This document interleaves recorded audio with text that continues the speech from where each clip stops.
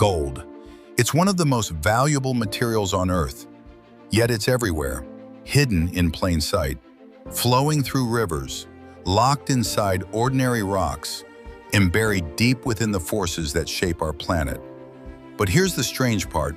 Most people will never find it, not because it's rare, but because they're looking in the wrong places. In this video, we're going to uncover the real science behind gold, how it forms, where it hides, and why entire rivers can carry it without you ever seeing it. And by the end, you'll never look at rocks, rivers, or gemstones the same way again. The strange thing about American rivers is that they rarely reveal their secrets to the casual explorer. They flow peacefully across valleys, twist silently around forested bends, and whisper over beds of gravel and ancient stone. But beneath that calm surface, there is a hidden architecture, an invisible blueprint carved by physics, pressure, and time. It is a blueprint that determines exactly where gold will hide. And if you understand that blueprint, even a quiet bend in a river can become a map to buried wealth. To the untrained eye, gold seems randomly scattered, like nature tossed it into rivers without purpose. But nothing about gold is random. It behaves with absolute obedience to natural laws. Laws so consistent that a skilled prospector can stand beside a river and predict, with surprising accuracy, the precise corner, crack, or pocket where gold will gather. This ability, this almost supernatural confidence, is not magic. It is science. Hard, measurable, patient science. And it begins far upstream before gold ever touches the river, when it is still locked inside the mountain. Deep within America's fractured bedrock, gold forms in hydrothermal veins, thin, lightning-shaped fractures filled with quartz and metallic minerals. When the mountain weathers, the veins break and gold is freed. But it is not immediately swept away. Gold is almost 20 times heavier than water and far denser than the surrounding sediment. So instead of floating, it crawls, it sinks, it resists movement like a stone, trying to hold its ground against a flood. This density is the key to everything that happens next. Imagine a raindrop falling in the Colorado Rockies. It trickles down the slope, joins other droplets, becomes a stream, then a river. Along its journey, the water scrapes loose grains of sand, flakes of mica, fragments of quartz, and the occasional piece of liberated gold. The river becomes a conveyor belt, carrying everything downhill. But as speed changes, the river begins sorting its load like a scientist separating materials in a laboratory. The lightest pieces, clay, silt, fine sand, travel for miles, sometimes all the way to the sea. Medium-weight gravel moves only in storms. And then there is gold, the stubborn outlier. Gold does not travel unless the conditions are perfect. High energy, fast water, violent floods. Only when the river unleashes its full force does gold move meaningfully. And even then, it doesn't move far. This is why gold accumulates in patterns, and why certain corners of American rivers are surprisingly wealthy. To understand these patterns, geologists study the physics of flowing water. When a river flows straight, the water moves in a predictable line, fast in the center, slow along the edges. But when the river bends, something remarkable happens. The water on the outside of the curve accelerates with almost terrifying power. The water on the inside slows dramatically, collapsing into a zone of low pressure. In that moment, the river becomes a trap. Every heavy particle being carried downstream, gold, magnetite, hematite, garnet, black sand, loses its momentum and drops into this low-pressure pocket. It is like a vacuum chamber for dense minerals. The inside bend of the river becomes a natural concentrator, a device engineered by nature to force gold downward. But the concentration process is even more dramatic than it appears. At the very moment water slows on the inside of the bend, it does not simply glide peacefully. It folds backward. It curls. It forms a swirling eddy, a miniature whirlpool that spins heavy particles in circles until they fall into the deepest part of the riverbed. This swirling motion is one of the most reliable gold indicators in any American river. To a geologist, that swirling tells a story. To a prospector, it's a signal. If you see a backward current curling along the inside of a bend, you are watching the exact force that pulls gold out of suspension and buries it. Most people don't notice this swirl, but a trained eye always does. Yet the real gold learning moment comes when you look beneath the visible surface. Beneath the gravel of these bends lie layers, geological pages written over centuries. Each major flood leaves its own signature, a layer of cobbles, a layer of sand, a sheet of clay, a band of black sand. And somewhere within those layers, heavy gold settles quietly, waiting for the river to return and deposit the next generation of sediment on top of it. Some rivers hide gold only inches deep. Others guard it under 3 or 4 feet of layered deposits. But no matter where it hides, the same rules apply. Gold does not rest randomly. It follows weight, turbulence, energy loss, and the specific geometry of the river. This is why the odd corners of American rivers, those quiet inside bends, contain far more history than meets the eye. They are not just bends. They are collection points engineered by nature. They are gold archives. And the scientific techniques used to study these corners today are far more advanced than those used in the old mining days. One of the most powerful techniques is reading the river's velocity zones. In a documentary, you might see a scientist step into a river with a small meter that looks like a tiny underwater propeller. What they are measuring is water speed. Gold drops out of suspension when the water slows below a specific threshold, usually below 1 foot per second. Anywhere water crosses that threshold, gold begins to settle. When water speed drops, gold drops with it. That drop almost always happens in the same places. The inner curve of a bend, downstream of large boulders, in depressions in the bedrock, in cracks and crevices, behind natural obstructions, and at the base of sudden drops. The inside corner, however, remains the single most powerful of all these traps. To understand its power, imagine the river's path like a racetrack. The outside edge is the fast lane. The inside is the slow lane. All heavy racers, the gold, are pushed inward. They aren't pushed slowly. They are pushed consistently, predictably, with every twist of water. This is why in the late 1800s, seasoned prospectors in California began to teach newcomers something simple but prophetic. Gold rides the inside rail. They didn't know the science, but they knew the results. Gold was always there. As science advanced, we discovered something even more fascinating. These bends not only trap gold, they lock it in place using 3 natural mechanisms that work together like a perfect machine. The first mechanism is velocity drop. The second is the backward eddy that tumbles gold downward. The third is the underlying structure of the riverbed itself. If the riverbed beneath the bend is made of loose gravel, some gold will settle, but much of it can shift with future floods. But if the riverbed contains bedrock shelves, dips, cracks, or clay layers, then gold becomes permanently trapped.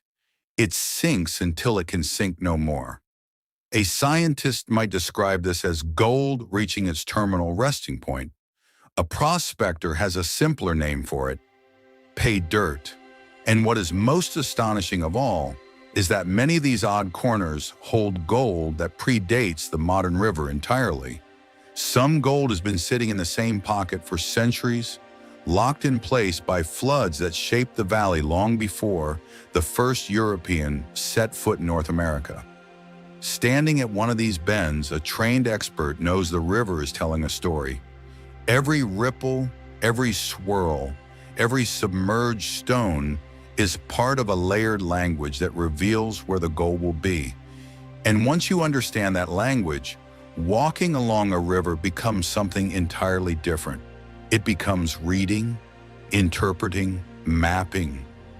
Every trained prospector has a moment that changes them forever, when they realize that finding gold is not luck, but an understanding of how nature thinks. This is why the odd corner of an American river bend isn't odd at all. It is nature's most reliable gold trap. It is the quiet heartbeat of the river's hidden wealth.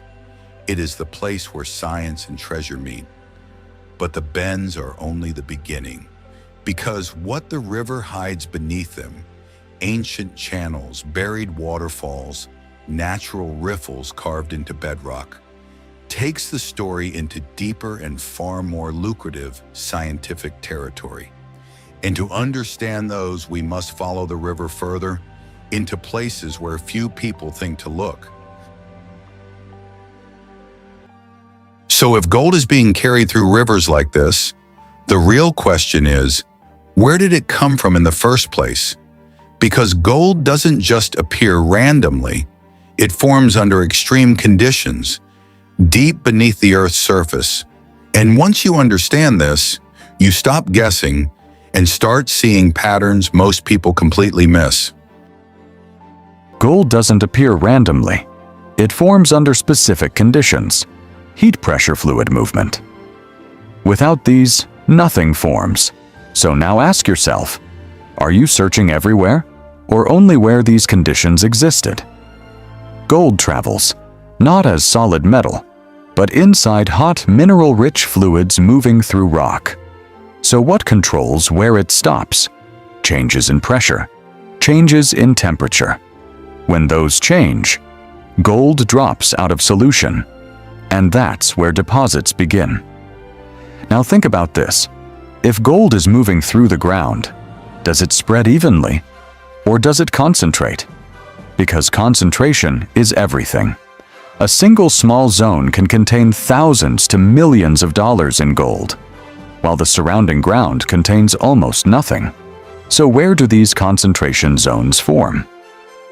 Along fault lines, near quartz veins, around intrusive rocks, inside river bends and gravel traps. These are not random locations, they are repeatable systems. Now here's the problem. People search for gold directly. They look for shine, for visible flakes. But gold rarely announces itself. Instead, it hides inside systems and leaves clues. Iron staining, heavy rocks, quartz veins. So the question becomes, are you looking for gold, or are you looking for the system that creates it? Let's make this real. A single ounce of gold can be worth over $2,000. Now imagine a small deposit, just a few ounces per ton of rock. That can quickly turn into tens of thousands of dollars. And larger systems? They've produced millions, even billions. So the value isn't theoretical. It's already proven. At this point, something changes. You stop seeing random ground and start asking, was there fluid movement here? Are there structural breaks? Is there evidence of mineralization? Because once you see the pattern, you can't unsee it. Gold isn't hidden. It's exactly where geology allows it to exist. The reason you can't find it isn't because it's rare, it's because the right conditions are rare. And here's what most people never realize. You don't need to search more. You need to search smarter. Because once you identify the system, you eliminate 90% of useless ground and focus only on the places that matter. So next time you look at the ground, don't ask, is there gold here? Ask a better question. Should there be gold here? Because the moment you answer that correctly, you're no longer guessing. You're prospecting. So now you understand something critical. Gold isn't hidden. It forms where geology allows it. But that creates a more difficult question. If an entire region can contain gold, why do only small parts of it actually produce results? Why can you walk across miles of ground and find nothing, then suddenly step into a zone where even a few rocks can contain hundreds or thousands of dollars in gold? Because within every system, there are only a few places where conditions become perfect. So how do you identify those exact places? Not the general area, but the specific zones where gold stops, accumulates, and concentrates. What separates empty quartz from gold-bearing quartz? What separates a normal riverbed from one holding real value? And more importantly, what signals tell you to stay instead of keep moving? Let's start with something most people ignore. Even in gold-rich regions, most of the ground contains no gold, not because it's been taken, but because it was never there to begin with. This is the first mistake. People assume if gold exists in this area, it could be anywhere. But geology doesn't work like that. Gold requires fluid movement, structural pathways, chemical change. If one of these is missing, gold doesn't deposit. So the real question becomes, are all parts of a gold-bearing region equal, or are only specific zones capable of holding value? Quartz is one of the most talked about indicators, but it's also one of the most misunderstood. You've seen quartz before. White, hard, common. So why is it associated with gold? Because quartz forms from silica-rich fluids, the same fluids that can carry gold. But here's the critical detail. Quartz only tells you that fluid movement happened. It does not confirm gold. So now ask yourself, if two quartz veins exist, why does one contain gold and the other contain nothing? Look deeper. Is the quartz fractured or solid? Does it show multiple layers or a single formation? Is there iron staining present? Because gold often arrives after the initial quartz forms. It enters through fractures, cracks, and openings. So the most valuable quartz is rarely clean. It's broken, altered, reworked.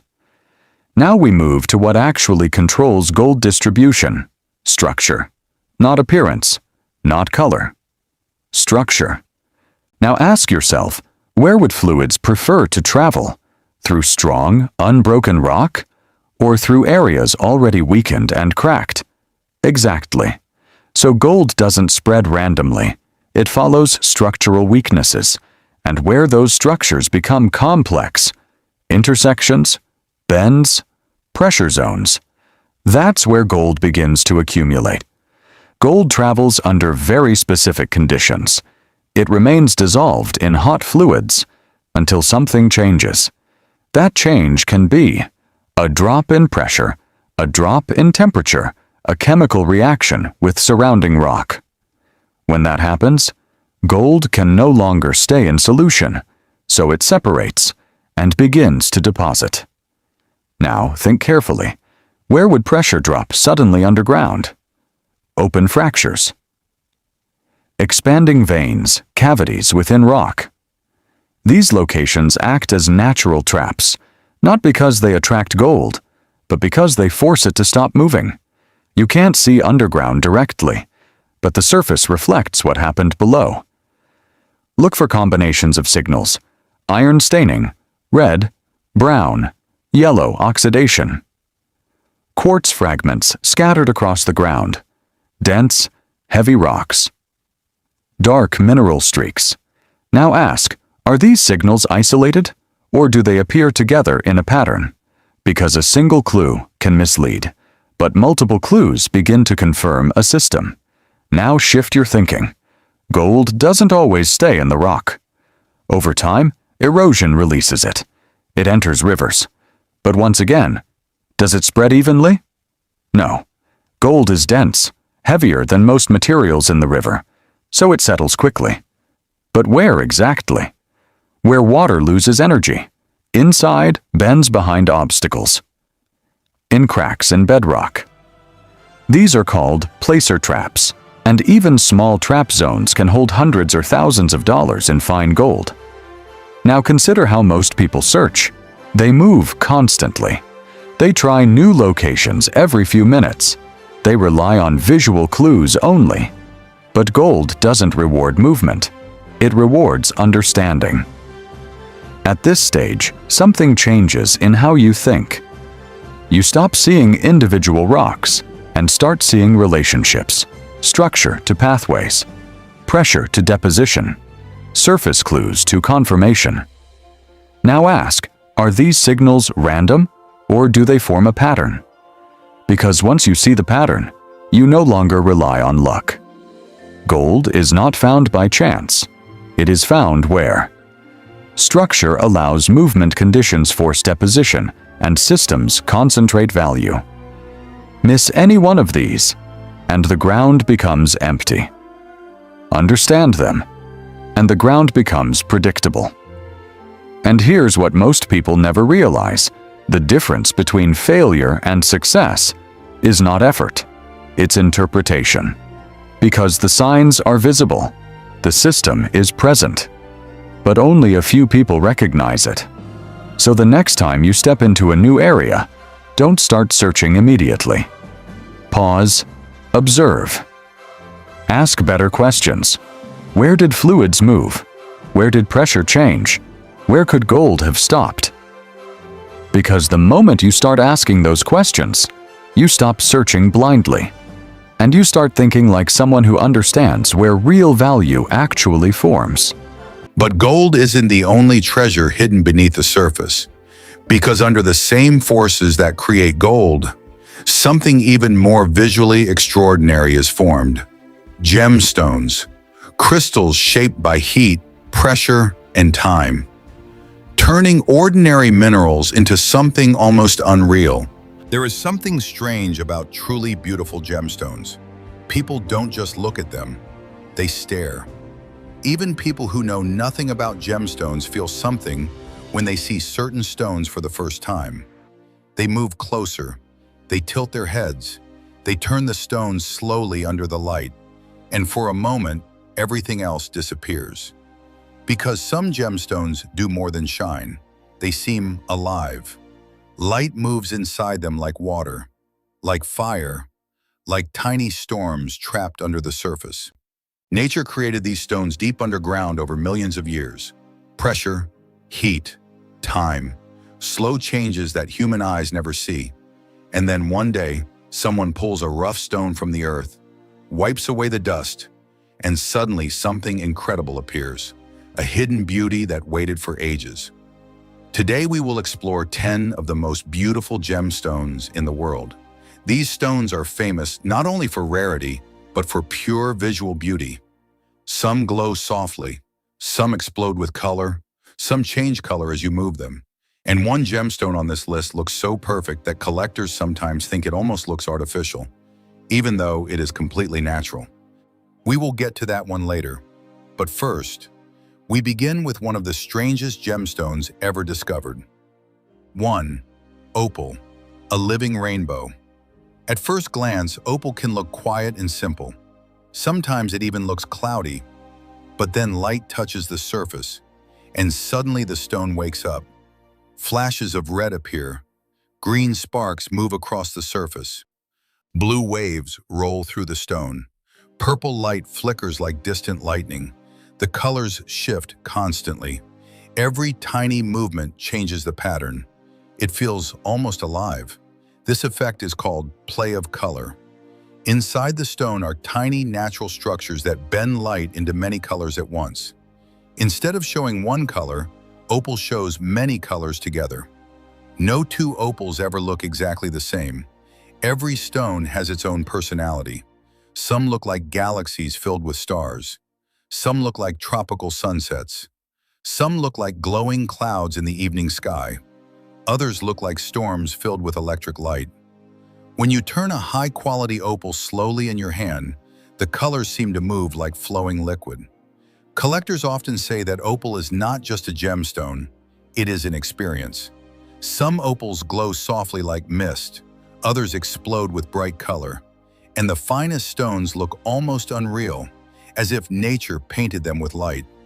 But even opal's moving colors are not the calmest beauty on this list, because the next gemstone looks like something far more peaceful, something clear and endless, something that reminds people of quiet oceans and open skies. 2. Aquamarine, frozen ocean light. Aquamarine feels peaceful the moment you see it. The color is soft, clear blue, sometimes blue-green. It reminds people of shallow ocean water where sunlight reaches the sand below. Unlike many gemstones that sparkle sharply, aquamarine shines gently. The beauty is calm instead of dramatic. Many aquamarine crystals are extremely clear. Some are so transparent they almost disappear in strong light. It can feel like looking through perfectly clean water. Light travels through the stone easily, and when it reflects back, the glow feels cool and smooth. Some aquamarines look pale, like early morning sky. Others show a deeper ocean blue. But the best stones have a color that feels pure and endless, almost liquid, almost weightless. Large aquamarine stones are especially impressive. They often look like pieces of frozen water that somehow turn solid without losing their clarity. When light enters a well-cut aquamarine, reflections move slowly inside, like sunlight dancing under waves. Many collectors describe aquamarine as relaxing to look at. Your eyes rest on it. Your thoughts slow down. It feels balanced and peaceful. But not every gemstone feels calm, because the next stone creates a completely different feeling.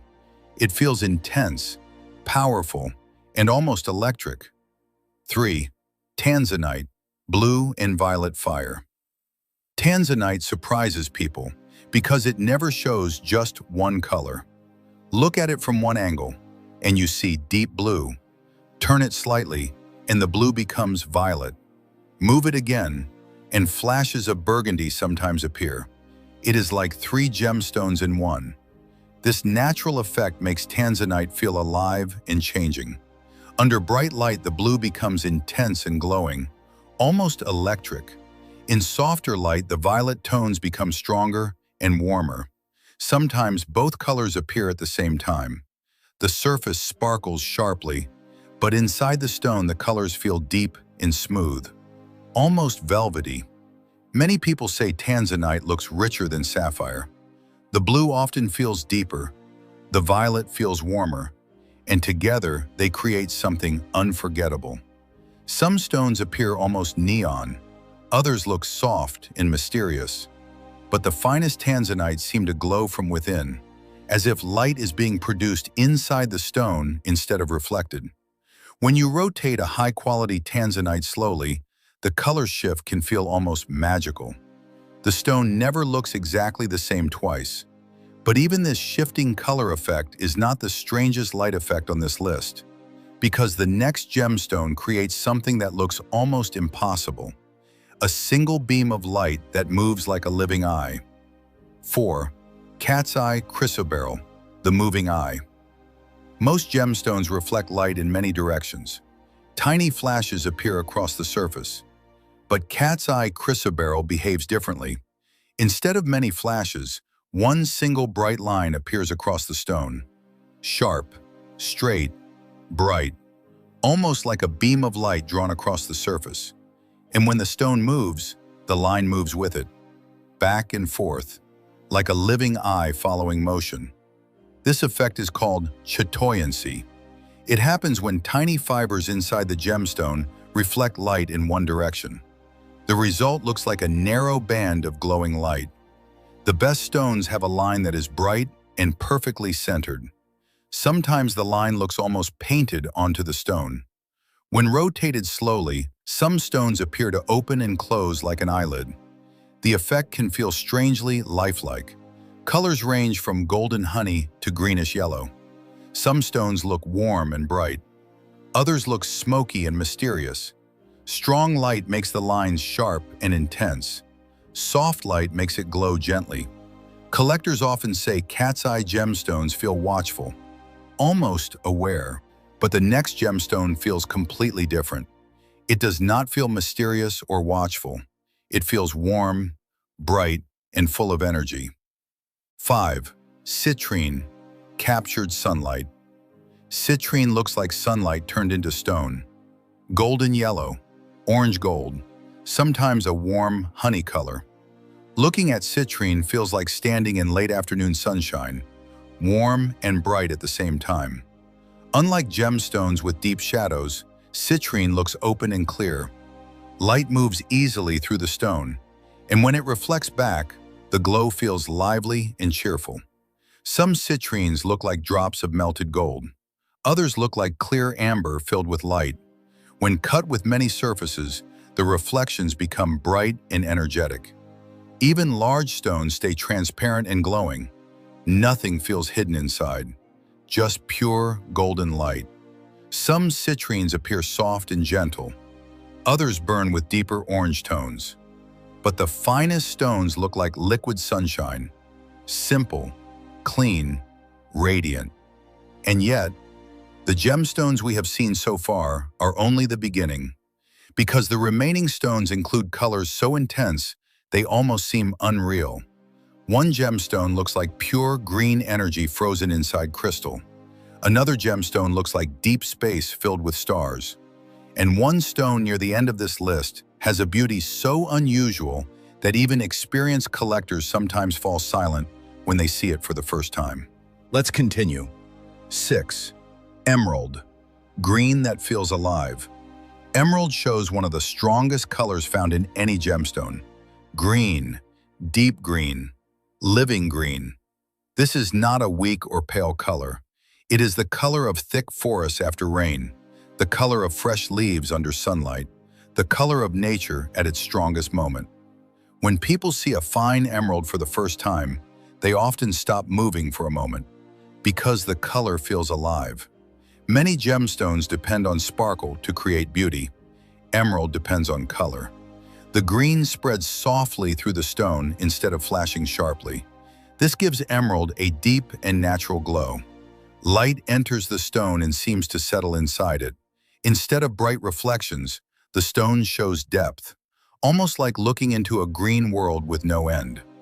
Most emeralds contain small natural marks inside, tiny lines, small patterns, soft clouds. These formed while the crystal was growing deep underground. Instead of destroying the beauty, these marks often make emerald feel more natural, more real, more connected to the earth. Some emeralds look soft and gentle. Others look strong and intense. The finest stones show a rich green that feels endless, almost like a forest without a boundary. Large emeralds can feel almost overwhelming. The color becomes so deep that it seems to pull your eyes inward. Collectors often describe emerald as a gemstone that feels alive, quiet but powerful, still but full of energy. And yet, even emerald's powerful green is only one kind of beauty, because the next gemstone shows a blue that feels deeper than almost any other stone. 7. Sapphire, a window into deep blue. Sapphire has one of the most famous colors in the world: deep blue, rich blue, endless blue. It reminds many people of the sky just after sunset. That moment when the sun disappears but the darkness has not fully arrived. The blue feels calm but powerful at the same time. Unlike softer gemstones, sapphire often shows strong reflections. Light enters and returns in bright flashes. Small sparks appear across the surface as the stone moves. These flashes give sapphire a sense of life and motion. Some sapphires appear bright and vivid. Others appear darker and more mysterious. Both types can be beautiful in different ways. The finest stones seem to contain endless depth. Looking into a sapphire can feel like looking into deep water or distant sky. Your eyes keep searching for the bottom but never find it. Under strong light, the color becomes vivid and bright. Under softer light, it becomes deep and quiet. This change creates a sense of movement even when the stone is still. Collectors often describe sapphire as strong and confident. It does not try to impress. It simply exists with natural beauty. But sapphire's deep blue light is still not the softest light on this list, because the next gemstone produces a glow that seems almost weightless, a glow that floats inside the stone like mist. 8. Moonstone, floating light. Moonstone does not sparkle in the usual way. Instead of sharp flashes, it produces a soft glow. Light appears to float just under the surface. White light, blue light, sometimes silver light. The glow moves slowly as the stone moves. It looks almost like moonlight shining through thin clouds. This natural effect is called adulorescence. Light enters the stone and scatters in layers before returning as a soft glow. Instead of bright reflections, the light appears smooth and floating. Some moonstones show only a faint glow. Others show a strong blue light that seems almost magical. When rotated slowly, the glow drifts across the surface like moving mist. The finest moonstones show a blue light that appears almost alive. It feels calm and mysterious at the same time. Many collectors say moonstone has a dreamlike beauty. It does not demand attention. Instead, it draws the viewer closer little by little. Some people describe moonstone as peaceful. Others describe it as magical. But almost everyone agrees that moonstone feels different from most gemstones. And yet, the next gemstone feels completely different. Instead of softness and mystery, it shows heat and energy. 9. Fire opal, a stone that looks warm. Fire opal feels alive the moment you see it. The color is warm and glowing, orange, red-orange, golden orange, sometimes deep red. It looks like flame captured inside crystal. Some fire opals are completely clear. Others have a soft, misty appearance. But the best stones glow strongly from within. When light passes through the stone, the color becomes even richer. The glow spreads through the crystal like sunlight passing through colored glass. Some stones look like liquid sunset. Others look like glowing embers from a quiet fire. When rotated slowly, the brightness changes smoothly. The color seems to flow gently through the stone. Even without strong flashes, fire opal feels energetic, warm, alive. Collectors often say fire opal feels joyful and powerful. It is a gemstone that feels full of motion even when it is perfectly still. And yet, even this glowing warmth is not the most striking beauty on this list, because the final gemstone shows something almost unbelievable. A brightness so strong that people sometimes think it cannot be natural. 10. Paraiba tourmaline, light that looks electric. Paraiba tourmaline looks different from almost every other gemstone on Earth. The color is unforgettable. Bright blue-green, neon blue, glowing turquoise. The brightness feels almost electric. Most gemstones reflect light. Paraiba tourmaline seems to produce light. Even small stones appear incredibly bright. The glow feels intense and alive. Under strong light, the color almost vibrates. It looks closer to glowing energy than solid crystal. Some stones look like tropical water lit by strong sunlight. Others look like electric lightning frozen inside crystal. Even from a distance, Paraiba tourmaline can stand out immediately. Collectors often recognize it instantly. The color is simply too unique to confuse with other gemstones. The finest stones appear to glow even in softer light. The brightness never fully disappears. It remains vivid and alive. Many people describe Paraiba tourmaline as unforgettable. Conclusion: the beauty hidden inside stone. After seeing these 10 gemstones, one thing becomes clear. Beauty in gemstones is not just about sparkle. It is not just about brightness, and it is not just about color. True gemstone beauty comes from the way light and nature work together. Some gemstones glow softly. Some shine with sharp flashes. Some change color as they move, and others seem to hold entire worlds inside them.